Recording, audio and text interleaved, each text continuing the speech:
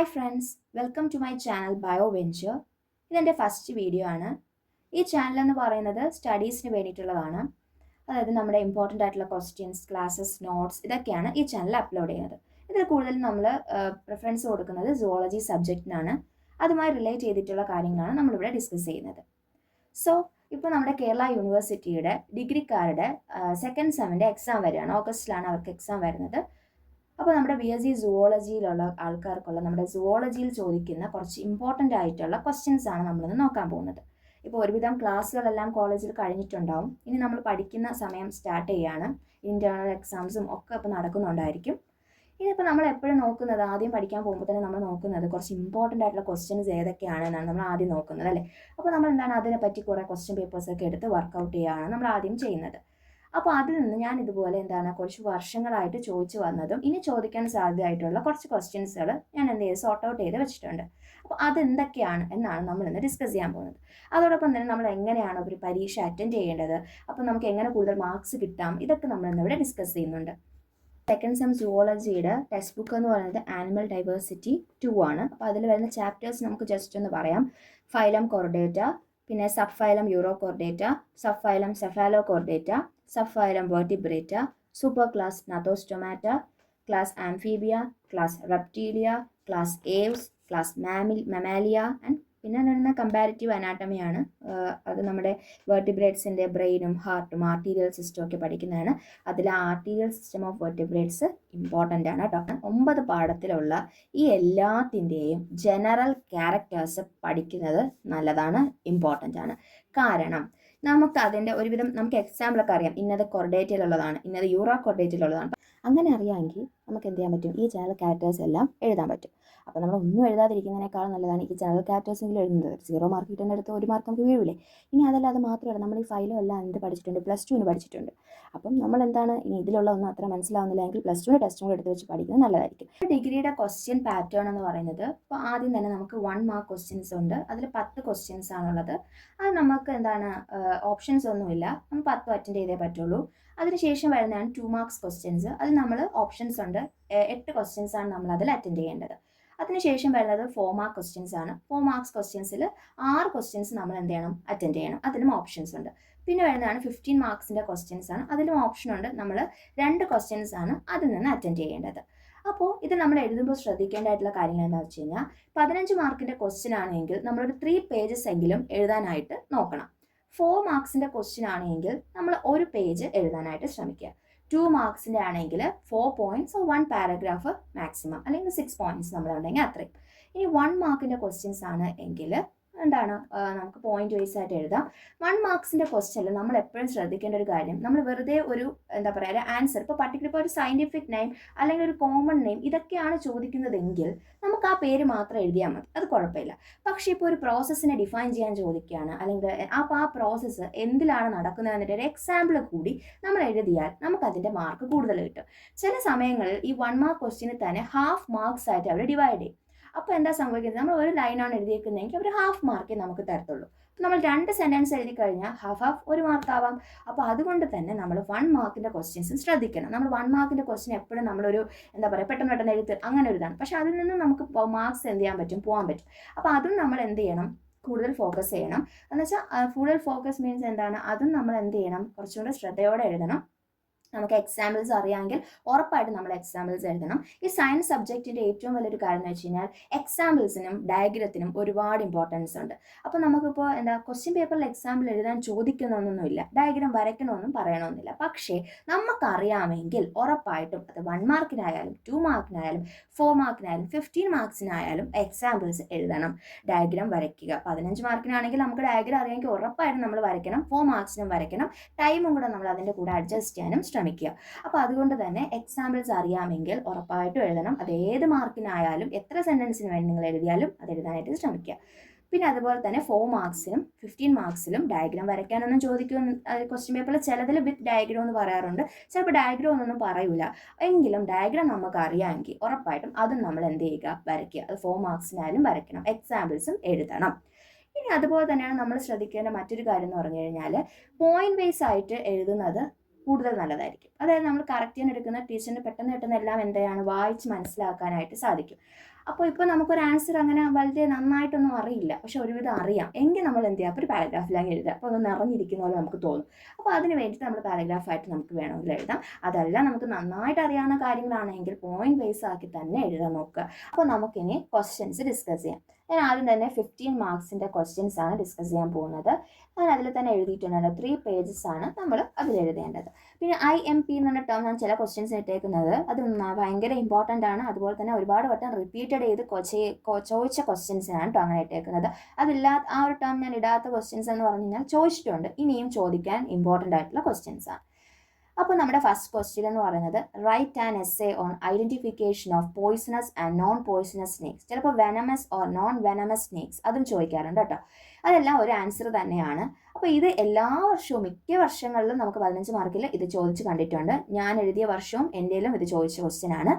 അതിനുശേഷം രണ്ടാമത്തേതാണ് write an essay on bird migration. ഇതും ഒരുപാട് തവണ ചോദിച്ചിട്ടുണ്ട്. Write an essay on classification of mammals. അതുപോലെ explain the role of accessory respiratory organs in fishes with example. ഈ ഒരു ക്വസ്റ്റ്യൻ 15 മാർക്സിനും 4 മാർക്സിനും ഒക്കെ ചോദിക്കുന്ന ഒരു ക്വസ്റ്റ്യൻ കേട്ടോ. പോയിസണസ് നോൺ പോയിസണസും 4 മാർക്സിനൊക്കെ ചോദിക്കാറുണ്ട്. ഈ 15 മാർക്കിൽ പറയുന്ന ക്വസ്റ്റ്യൻസ് 4 മാർക്സിലും ചോദിക്കാം. മനസ്സിലായി? 15 മാർക്കിൽ വന്നില്ലെങ്കിലും ആ ക്വസ്റ്റ്യൻസ് 4 മാർക്സിൽ വരാം. 4 മാർക്സിൽ വരുന്ന ക്വസ്റ്റ്യൻസ് ചിലപ്പോൾ 15 മാർക്സിനും ചോദിക്കാം. അപ്പോൾ നമ്മൾ ഈ 15 മാർക്സിന് പഠിക്കുമ്പോൾ നമുക്കത് 4 മാർക്സിലും എഴുതാം, 2 മാർക്സിലും എഴുതാം, 1 മാർക്കിലും എഴുതാം. അത് നമ്മൾ ചുരുക്കി എഴുതിയാൽ മതി കേട്ടോ. അതിനുശേഷം അടുത്ത question give A comparative account of the arterial system in amphibia or Reptilia or vertebrae. അത് അങ്ങനെ ഇട്ടേണ്ട കാരണം ചില വർഷങ്ങൾ ആംഫീബിയ എന്ന് ചോദിച്ചിട്ടുണ്ട്, ചില വർഷങ്ങൾ റെപ്റ്റീലിയ എന്ന് ചോദിച്ചിട്ടുണ്ട്, ചില വർഷങ്ങൾ വെർട്ടിബ്രേ എന്നും ചോദിച്ചിട്ടുണ്ട്. അപ്പോൾ അതുകൊണ്ട് തന്നെ ഏത് വേണമെങ്കിലും ചോദിക്കാം, ക്വസ്റ്റ്യൻ നോക്കിയിട്ട് എഴുതുക. ദെൻ അടുത്തതാണ് describe the flight adaptations of birds. ഇത് ഇമ്പോർട്ടൻറ്റ് ക്വസ്റ്റ്യൻ ആണ്, ഞങ്ങൾ എഴുതിയ വർഷവും ചോദിച്ചിട്ടുള്ളൊരു ക്വസ്റ്റ്യൻ ആണ് കേട്ടോ ഇത്. അതിനുശേഷം അടുത്തത് write an essay on aquatic mammals and their adaptations. അത് 4 മാർക്കിനും ചോദിക്കാറുണ്ട്. 4 മാർക്കിന് അക്വാറ്റിക് മാമൽസിനെ പറ്റി എക്സ്പ്ലെയിൻ ചെയ്യാൻ വേണ്ടി ചോദിച്ചിട്ടുണ്ട് കേട്ടോ. അപ്പോൾ അതുകൊണ്ട് തന്നെ നമ്മൾ അത് ശ്രദ്ധിക്കുക. ദെൻ ഇനി അടുത്ത ക്വസ്റ്റ്യൻസ് എന്ന് പറയുന്നത് ചോദിച്ചിട്ടുണ്ട്, റിപ്പീറ്റഡ് ആയിട്ടും ഇനിയും ചോദിക്കാൻ സാധ്യതയുള്ള കുറച്ച് ഇമ്പോർട്ടൻറ്റ് ക്വസ്റ്റ്യൻസ് എന്ന് പറയുന്നത് എക്സ്പ്ലെയിൻ അബൌട്ട് ഡെന്റേഷൻ ഇൻ മാമൽസ് അതുണ്ട്. പിന്നെ അതുപോലെ തന്നെ structure and working of heart of frog. Explain about alien species of fishes. ഈ ഏലിയൻ സ്പീഷീസ് ഓഫ് ഫിഷസ് ഒക്കെ ഉണ്ടല്ലോ നമ്മുടെ സിലബസിൽ ഒരു 2019 കഴിഞ്ഞിട്ടുള്ള സിലബസിലോട്ട് ആഡായി വന്നതാണ്. അപ്പോൾ അതുകൊണ്ട് തന്നെ അതൊക്കെ ചോദിക്കാൻ സാധ്യത ഉണ്ട് കേട്ടോ. ഇത് നമ്മുടെ വർഷവും ചോദിച്ചിട്ടുള്ള ക്വസ്റ്റ്യൻ ആണ്, ഏലിയൻ സ്പീഷീസ് ഓഫ് ഫിഷസിനെ പറ്റി എക്സ്പ്ലെയിൻ ചെയ്യാനുള്ളത്. Then write an essay on classification of mammals. പിന്നെ റൈറ്റ് ആൻ അക്കൗണ്ട് ഓൺ കോർഡിനേറ്റ് characters giving suitable examples. Explain the human skeletal system or respiratory system. അതായത് ഒരു വർഷം സ്കെൽറ്റൽ സിസ്റ്റം ചോദിച്ചിട്ടുണ്ട്, വേറൊരു വർഷം റെസ്പിറേറ്ററി സിസ്റ്റവും ചോദിച്ചിട്ടുണ്ട്. അപ്പോൾ അതും നമ്മൾ നന്നായിട്ട് പഠിക്കുക. അപ്പോൾ ഇത്രയും ക്വസ്റ്റ്യൻസ് ആണ് നമുക്ക് എന്ത് ചെയ്യുന്നത് 15 മാർക്കിന് നമുക്ക് ചോദിക്കുന്ന ക്വസ്റ്റ്യൻസ്. ഇനി അടുത്തത് 4 മാർക്സ് ആണ്. 4 മാർക്സിന് ഞാൻ എഴുതിയിട്ടുണ്ടല്ലോ 1 പേജ് ആണ് നമ്മൾ നോക്കേണ്ടത്. ഇതിൽ ഫസ്റ്റ് ക്വസ്റ്റ്യൻ ഉണ്ടല്ലോ വളരെ ഇമ്പോർട്ടൻ്റ് ആയിട്ടുള്ള ക്വസ്റ്റ്യൻ. ഒരുപാട് വർഷത്തോളം ഈ ഒരു ക്വസ്റ്റ്യൻ കണ്ടിട്ടുണ്ട്. അതായത് 2015 മുതൽ ഈ ക്വസ്റ്റ്യൻ കാണുന്നതാണ്. Explain the retrogressive metamorphosis in ascidia. അത് വളരെ ഇമ്പോർട്ടൻ്റ് ആയിട്ടുള്ളൊരു ക്വസ്റ്റ്യൻ ആണ്. 4 മാർക്കിന് ചോദിച്ചിട്ടുണ്ട്, 2 മാർക്കിനും റിട്രോഗ്രസീവ് മെറ്റമോർഫോസിസ് എന്താണെന്ന് പറഞ്ഞിട്ടും ചോദിക്കുന്നുണ്ട്. Then classify subphylum Urochordata and give the character of each class with an example. അത് ഇമ്പോർട്ടൻ്റ് ആണ്. പിന്നെ comment on migration of birds. Then parental care in amphibia. അത് ഒരുപാട് തവണ ചോദിച്ചിട്ടുണ്ട്. അടുത്ത ക്വസ്റ്റ്യൻ ആണ് describe an account on aquatic mammals. അത് ഞാൻ പറഞ്ഞത് 4 മാർക്കിന് ചോദിച്ചിട്ടുണ്ട്. Mention the feeding behaviour of amphioxus. അതും വളരെ ഇമ്പോർട്ടൻ്റ് ആയിട്ടുള്ള ക്വസ്റ്റ്യൻ ആണ് കേട്ടോ. ഇതൊക്കെ ചോദിക്കാൻ നല്ല സാധ്യതയുണ്ട്. ദെൻ അടുത്തതെന്ന് പറയുന്നത് ഇത് ചോദിച്ചിട്ടുള്ളതാണ്, റിപ്പീറ്റ് ആയിട്ട് ഇനിയും ചോദിക്കാൻ സാധ്യതയുള്ള questions. Write down the characters of order primates. Discuss the chordate and non-chordate affinities of Amphioxus. Write a note on egg-laying mammals. Next question. Describe different types of vertebrae of frog. Describe the structure of human lungs ആവാം, heart ആവാം, brain ആവാം വിത്ത് diagram. ഇത് ചോദിക്കാറുണ്ട് കേട്ടോ. ചിലപ്പോൾ lungs ആയിരിക്കും ചോദിക്കുന്നത്, ചിലപ്പോൾ ഹാർട്ട് ആയിരിക്കും ചോദിക്കുന്നത്, ചിലപ്പോൾ ബ്രെയിൻ ആയിരിക്കും ചോദിക്കുന്നത്. Then comment on the adaptations of beaks in birds. ഇത് ഇത്രയാണ് നമുക്ക് 4 മാർക്കിന് ഇമ്പോർട്ടൻ്റ് ആയിട്ട് ചോദിക്കുന്ന കുറച്ച് ക്വസ്റ്റ്യൻസ്.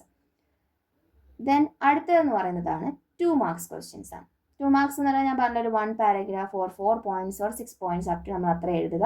എക്സാമ്പിൾ ചോദിച്ചില്ലെങ്കിലും നമുക്കറിയാമെങ്കിൽ എക്സാമ്പിൾ എഴുതുക. സെക്കൻഡ് 2 മാർക്കിൻ്റെ ക്വസ്റ്റ്യൻ അത് കുറച്ച് ഇമ്പോർട്ടൻ്റ് ആണ് കേട്ടോ. നിങ്ങൾ എക്സാമ്പിൾസ് അറിയാമെങ്കിൽ അത് എഴുതുക.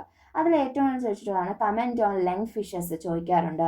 What is neoteny, give an example, അതും ചോദിക്കാറുണ്ട്.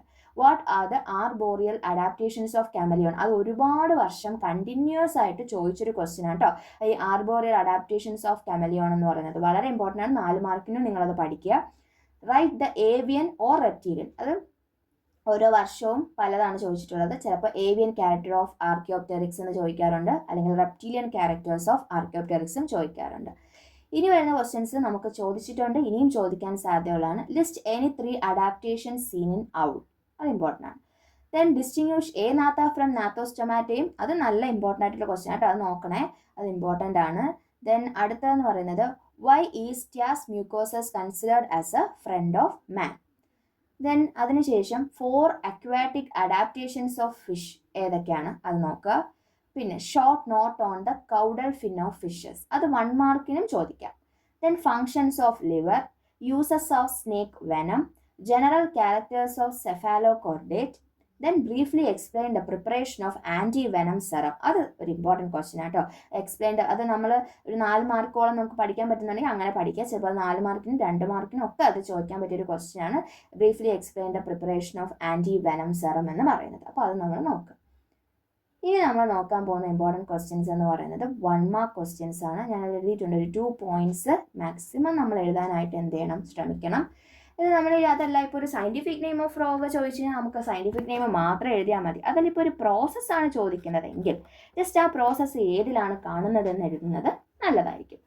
അതായത് ഇപ്പോൾ നമ്മുടെ ഫസ്റ്റ് ക്വസ്റ്റ്യൻ എന്ന് പറയുന്നത് വാട്ട് ഈസ് പെഡോജെനസിസ് ആണ്.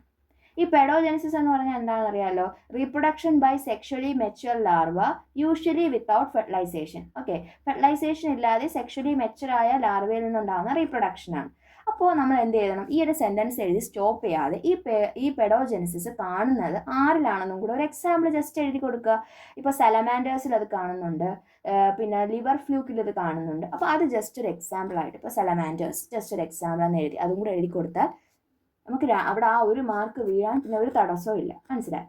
പിന്നെ അടുത്തതാണ് which is the larva of petromyzon. നമുക്കറിയാം അമോസിയേറ്റ് ലാർവ അല്ലേ, അമോസിയേറ്റ് ലാർവയാണ് AMMOCOETE, അതാണ് കേട്ടോ, ആ ലാർവയാണ് അത്. ഇനി അടുത്തതാണ് ബിഡേഴ്സ് കനാൽ. ബിഡേഴ്സ് കനാൽ എന്ന് പറഞ്ഞു കഴിഞ്ഞാൽ നമുക്കറിയാം നമ്മുടെ മെയിൽ ഫ്രോഗിൻ്റെ കിഡ്നിയിൽ കാണപ്പെടുന്ന ഒരു എന്താണ് ബിഡേഴ്സ് കനാൽ എന്ന് പറയുന്നത്. ബിഡേഴ്സ് കനാൽ എന്ന് പറയുന്നത് found inside the kidney of the male frog. Then scientific name of frog, നമ്മൾ ഫ്രോഗിൻ്റെ ചാപ്റ്റർ പഠിക്കാൻ തുടങ്ങുമ്പോൾ തന്നെ ഫസ്റ്റ് അതിൽ കിടക്കുന്നുണ്ടാവും റാണ ഹെക്സാഡാക്റ്റില. അപ്പോൾ അതാണ് കേട്ടോ, റാണ ഹെക്സാഡാക്റ്റില. പിന്നെ സയൻറ്റിഫിക് നെയിം എഴുതാൻ നമുക്കറിയാമല്ലോ, അതിൻ്റെ ജീനസ് നെയിമിൻ്റെ ഫസ്റ്റ് ലെറ്റർ ക്യാപിറ്റലായിട്ട് എഴുതുക, സ്പീഷീസ് നെയിമിൻ്റെ ഫസ്റ്റ് ലെറ്റർ സ്മോൾ ലെറ്റർ ആയിട്ട് എഴുതുക, പിന്നെ 2 ജീനസ് നെയിമിനെയും സ്പീഷീസ് നെയിമിനെയും സെപ്പറേറ്റ് ആയിട്ട് അണ്ടർലൈൻ കൂടി ചെയ്യുക. What is diastema, then what is ganoid scale, what is ctenoid scale, heterocercal caudal fin എന്താണ്, then what is the common name of etroplus suratensis, അതിന് പല നെയിമാണ് കേട്ടോ. പേൾ സ്പോട്ട് കിക്കിലിഡ് പറയാം, ബാൻഡഡ് പേൾ സ്പോട്ട് എന്ന് പറയാം, striped chromide എന്നൊക്കെ നമുക്കിതിൻ്റെ common നെയിമാണ്. Then write the characters of oikopleura or neornithes, ഇത് ഏതെങ്കിലും ഒന്ന് ചോദിക്കാം, അത് ഇമ്പോർട്ടൻ്റ് ആട്ടോ, കുറച്ച് വർഷങ്ങൾ ചോദിച്ചിട്ടുണ്ട്. ഈ ഒയിക്കോപ്ലൂറ കുറച്ച് ഇമ്പോർട്ടൻ്റ് ആണ്, 2 മാർക്സിന് നമ്മൾ അതിനെപ്പറ്റി പഠിക്കുന്നത് നല്ലതായിരിക്കും. ദെൻ അടുത്തതാണ് scientific name of tiger salamander, എന്താണ് ആംബിസ്റ്റോമ ടൈഗ്രിനം, അതാണ് അതിൻ്റെ പേര്, ambystoma tigrinum, AMBYSTOMA, tigrinum TIGRINUM. Then what are dendriform organs. അപ്പോൾ ഡെൻഡ്രിഫോം ഓർഗൻസ് എന്ന് പറയുമ്പോൾ എന്താണ്, ഡെൻഡ്രിഫോം ഓർഗൻസിനെ വിളിക്കുന്ന മറ്റൊരു പേരാണ് അർബോറിഫോം എന്ന് പറയുന്നത്. എന്ന് വെച്ചാൽ derived from the upper part of the 2nd and 4th branchial arches ആണ്, അതിൽ നിന്ന് വരുന്ന ഓർഗനാണ് ഡെൻഡ്രിഫോം ഓർഗൻ എന്ന് പറയുന്നത്. Why is the genus of king cobra named ophiophagus ആണ്. ഒരുപാട് കോബ്ര സ്പീഷീസ് ഉണ്ട്, എങ്കിലും കിങ് കോബ്ര അങ്ങനെ വിളിക്കാനുള്ള കാരണം എന്ന് പറഞ്ഞാൽ ഒന്ന് മറ്റുള്ള കോബ്രാസിനെ വെച്ച് നോക്കുമ്പോൾ ലാർജ് സൈസാണ്, നെക്ക് പാറ്റേൺസിലൊക്കെ കുറച്ച് വ്യത്യാസമുണ്ട്. അതോടൊപ്പം തന്നെ ഇവർക്കെന്ന് പറഞ്ഞു കഴിഞ്ഞാൽ ability to kill and eat cobras ആണ്. വാട്ട് ഈസ് നോട്ടോകോഡ് നമുക്കറിയാമല്ലോ, അപ്പം അതും കൂടെ നോക്കി വെച്ചേക്കുക. ദെൻ ഇനി നമുക്ക് ചോദിക്കാൻ സാധ്യതയുള്ളത് വേറൊരു പോർഷനും കൂടെ ഉണ്ട് കേട്ടോ. അതായത് ഇത് ശരിക്കും പറഞ്ഞു കഴിഞ്ഞാൽ കുറച്ച് അതൊരു 2015-16 ആ ഒരു സമയത്ത് ശരിക്കും ഡയഗ്നോസ്റ്റിക് ഫീച്ചേഴ്സ് ഓഫ് എന്നും പറഞ്ഞിട്ടായിരുന്നു 1 മാർക്ക് ക്വസ്റ്റ്യൻസ് വന്നുകൊണ്ടിരുന്നത്. ഇപ്പോൾ അങ്ങനെയല്ല. ഇപ്പോൾ എന്താണ് അതിൽ എന്ന് വെച്ചാൽ ടു ഡയഗ്നോസ്റ്റിക് ഫീച്ചേഴ്സ് ഓഫ് എന്ന് പറഞ്ഞിട്ട് ഒരു 10 തരും, നമ്മൾ അത് എഴുതുക, അങ്ങനെയായിരുന്നു. ഇപ്പോൾ അങ്ങനെയല്ല. പക്ഷേ ഈ ഡയഗ്നോസ്റ്റിക് ഫീച്ചേഴ്സ് എന്ത് ചെയ്യുന്നറിയാമോ, 2 മാർക്സ് ക്വസ്റ്റ്യൻസിലേക്കും ആഡ് ആവും. പിന്നെ 1-2 ഒക്കെ 1 മാർക്കിന് ചോദിക്കും കേട്ടോ. 1-2 ഡയഗ്നോസ്റ്റിക് ഫീച്ചേഴ്സ് ഓഫ് ഇതെന്ന് പറഞ്ഞിട്ടൊക്കെ 1 മാർക്കിനും ചോദിക്കും, 2 മാർക്സിനും വരാം. അപ്പോൾ അതിൽ കുറച്ച് വർഷങ്ങളായിട്ട് ചോദിച്ചിട്ടുള്ള കാര്യങ്ങളും ഞാൻ എടുത്തു വെച്ചിട്ടുണ്ട്. അത് നമ്മൾ പഠിക്കുന്നത് നല്ലതായിരിക്കും. 2 മാർക്സിനൊക്കെ അത് വരാം. അതായത് ഒന്ന് ഇക്തിയോസോർസ്, പിന്നെ അസീഡിയ, സ്ട്രുതിയോ, ഹൈല, ആംബിസ്റ്റോമ, സ്ഫീനോഡോൺ, ഇക്തിയോഫിസ്, ഞാൻ പറയില്ലേ ഓയിക്കോപ്ലൂറ, അത് വളരെ ഇമ്പോർട്ടൻ്റ് ആണ് കേട്ടോ. ട്രാക്കോ ഇമ്പോർട്ടൻ്റ് ആണ്. പിന്നെ കീലോൺ, പ്രോട്ടോപ്റ്ററസ്, സാൽപ്പ, ട്രാക്കിഗ്ലോസസ്. ഇത്രയും ക്വസ്റ്റ്യൻസ് ആണ് ഞാൻ സോർട്ട് ചെയ്ത ക്വസ്റ്റ്യൻസ്. നിങ്ങൾക്ക് ഇതെന്ന് പറയുന്നത് ഒരിക്കലും ഇത് തന്നെ കമ്പൽസറി ചോദിക്കും എന്നല്ല.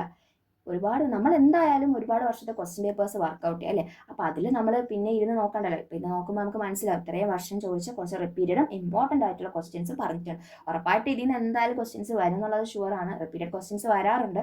അപ്പോൾ അതുകൊണ്ട് തന്നെ ഇത് ഇമ്പോർട്ടൻ്റ് ആണ്. അപ്പോൾ എല്ലാവരും ഒന്ന് നോക്കുക. എൻ്റെ ഈ വീഡിയോ നിങ്ങൾക്ക് ഇഷ്ടപ്പെട്ടെങ്കിൽ ലൈക്ക് ചെയ്യുക, ഷെയർ ചെയ്യുക, സബ്സ്ക്രൈബ് ചെയ്യുക. അതോടൊപ്പം തന്നെ ആ ബെൽ ഐക്കൺ ഒന്ന് ഓൺ ചെയ്തിടുക. എങ്കിലേ ഞാനിടുന്ന വീഡിയോസിൻ്റെ നോട്ടിഫിക്കേഷൻ നിങ്ങൾക്ക് കിട്ടുകയുള്ളൂ.